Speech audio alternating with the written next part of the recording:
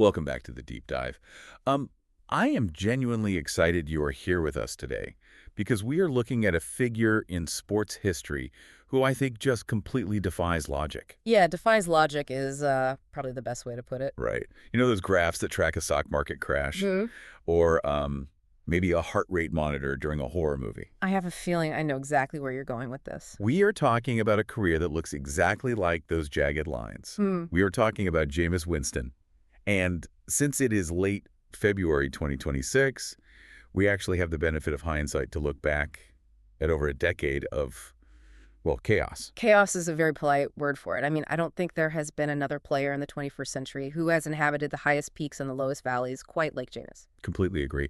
And the mission for this deep dive into the sources isn't just to list his stats, because frankly, his stats don't make sense without the context.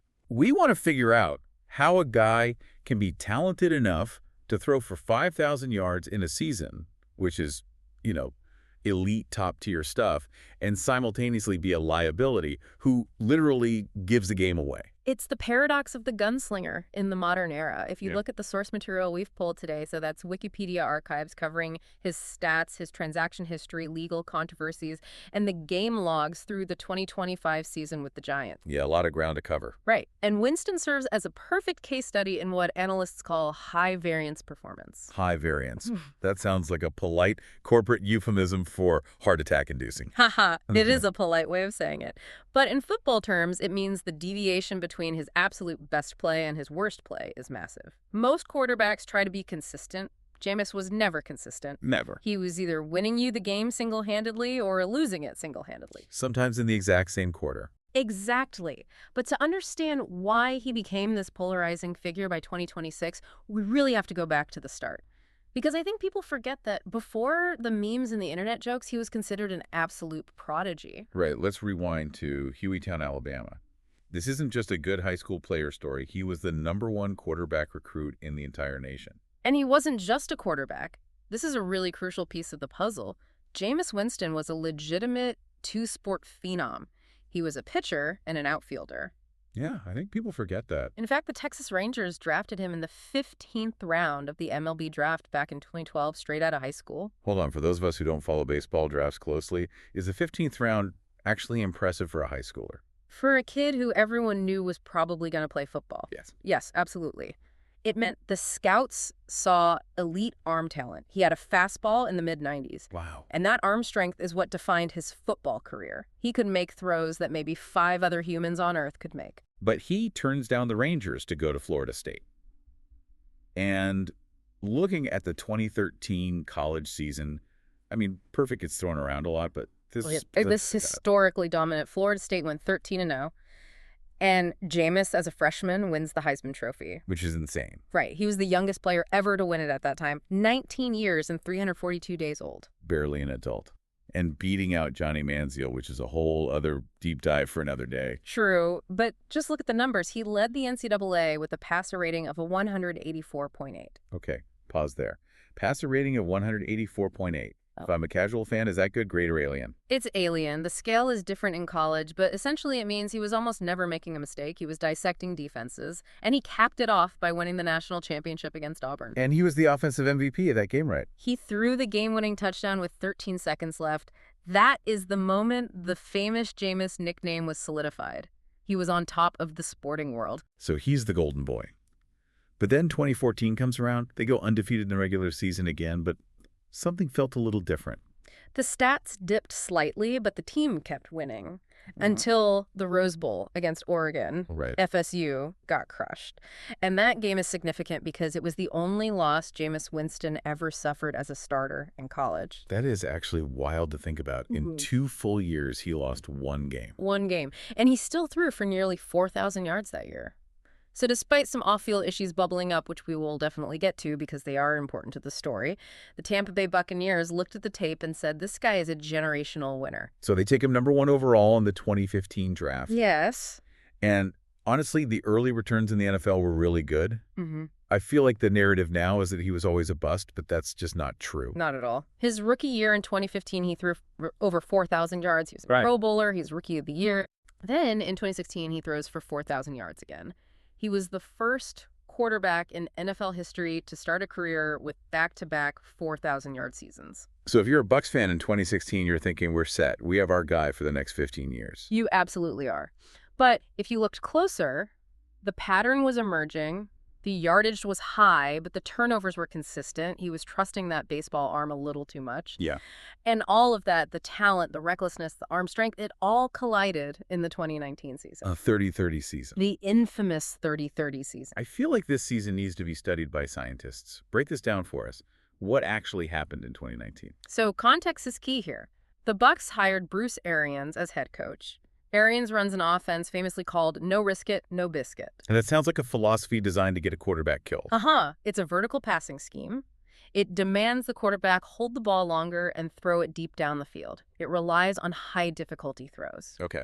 When you pair that aggressive system with Jameis Winston's aggressive instincts, you get an absolute explosion. And the debris field was massive. Right.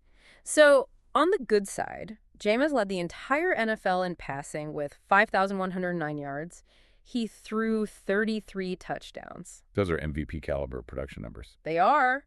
But on the bad side, he also led the league with 30 interceptions. Wow. He became the first player in NFL history to join the 30-30 club. 30 touchdowns and 30 picks in the same season. It's almost statistically impossible.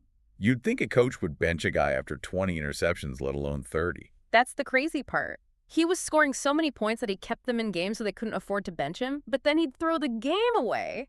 He actually set an NFL record that season with 7 interceptions returned for touchdowns, 7 pick sixes. 7 times he threw a touchdown to the wrong team. And the ending of that season, you literally couldn't script it better if you were writing a sports movie. Oh, week 17? Overtime against the Falcons? Yep. The very last pass Jameis Winston threw as a Tampa Bay Buccaneer was an interception returned for a touchdown. A walk-off pick 6. Yeah. It's incredibly poetic. It encapsulates the entire experience perfectly. Massive production, catastrophic error. And that was it. The Bucs decided the volatility was just too stressful. They moved on immediately and signed Tom Brady. Which, worked out okay for them. They won a Super Bowl right away. Yeah. But before we move to the next phase of his career, we have to talk about the eyes. Oh, he's sick. Because this specific detail broke in the offseason right after the Thummy 30 year, and I still can't believe it's real. It is entirely real. In February 2020, Jameis underwent a LASIK eye surgery. It was revealed he had been playing with significant nearsightedness. So wait, you're telling me he threw for over 5,000 yards and he couldn't see the scoreboard? There were reports that he couldn't read the license plates on cars in front of him. He was essentially squinting his way through NFL defenses. That is genuinely terrifying. It adds a massive layer of dark humor to the interception discussion. Was he making bad reads, or did the linebacker just look like a blurry referee? Right. But it also shows his raw talent. He was putting up historic numbers while visually impaired. So he gets the eyes fixed. He leaves Tampa. And this tracks his transition from franchise QB to what I call the journeyman years. He lands in New Orleans in 2020. And this was a fascinating pivot. He goes from being a franchise superstar to signing a 1-year deal for just $1.1 million base salary to be a backup. He sat behind Drew Brees. That seems like a really modest move. $1.1 million is peanuts for a former #1 overall pick. It was. He stated he wanted to learn. He wanted to get a PhD in quarterbacking from Drew Brees and head coach Sean Payton. He wanted to learn how to stop turning the ball over. He didn't play much that first year, but he did have that one big moment in the 2020 playoffs. His only career playoff game, actually. Right. Against the Bucs, his old team. He comes in on a trick play and launches a 56-yard touchdown. Classic Jameis pound. But 2021 was supposed to be the actual, what could have been comeback, right? He beat out Taysom Hill for the starting job. And honestly, it started incredibly well. Week 1 against the Packers, he threw us 5 touchdowns. 5, so the LASIK worked. But here's the new Jameis part. He threw 5 touchdowns with only 148 passing yards. That doesn't even seem mathematically possible. It was extreme efficiency over volume. He was playing winning, boring football. But then bad luck strikes. Week 8 again against the Bucs, he tears his ACL. Season over. And that feels like the big turning point of his late career. If he stays healthy there, maybe he reinvents himself completely. I think he does, but the injury derailed everything. He spent 2022 and 2023 dealing with injuries, eventually losing the job, and the Saints moved on. Which brings us to the 2024 season. He signs a 1-year deal with the Cleveland Browns, and the Jameis experience makes a massive return. It really does. Deshaun Watson tears his Achilles in October, and in steps Jameis Winston in Week 8. And suddenly the high variance is back. Oh, yeah. The high was his debut win against the Ravens. He throws for 334 yards. The city is revitalized. But the crash is always right around the corner. Week 13 against the Denver Broncos. This is peak Jameis. He sets a Browns single-game franchise record with 497 passing yards. Nearly 500 yards in a single game. Yes.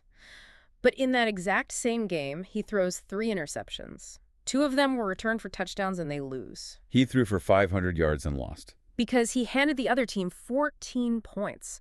It was the ultimate highs and lows all smashed together. He was eventually benched for Dorian Thompson-Robinson late in that season. So the league kind of figures him out again, which leads us to the most recent season, 2025.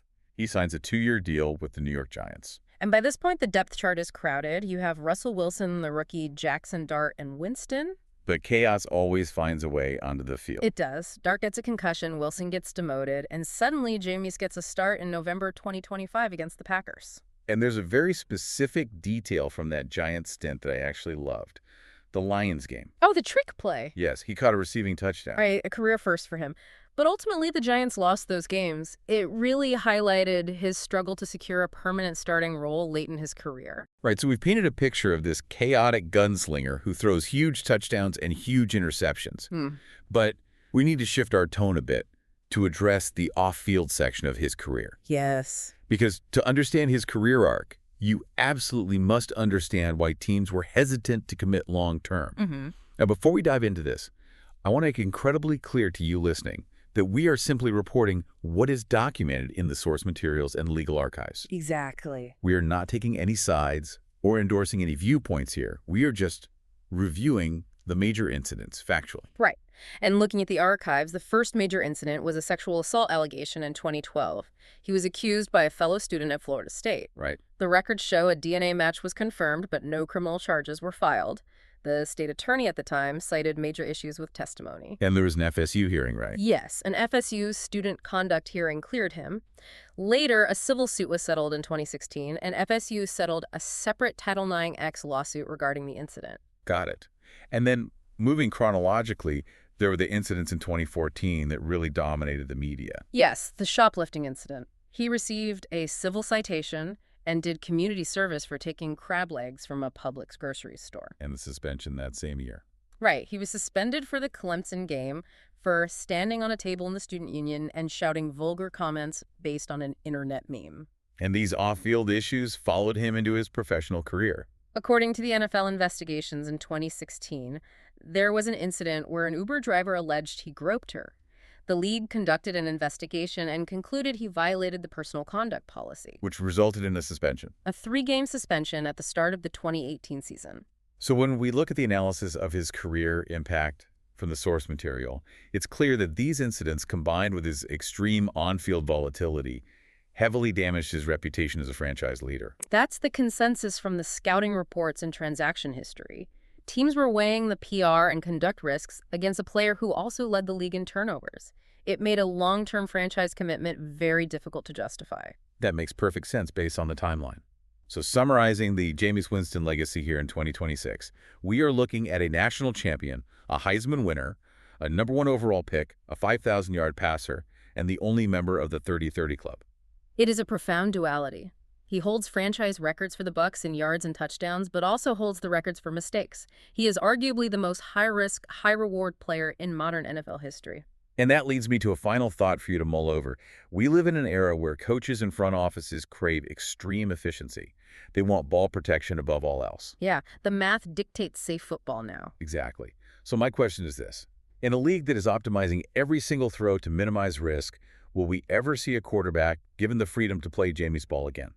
Or was his entire career actually a glitch in the modern football matrix that the system will never allow to happen a second time? That's a fascinating way to look at it. The models say he shouldn't work, but he still generated massive production. Something to think about. Thanks for taking this deep dive with us today. We will catch you on the next one.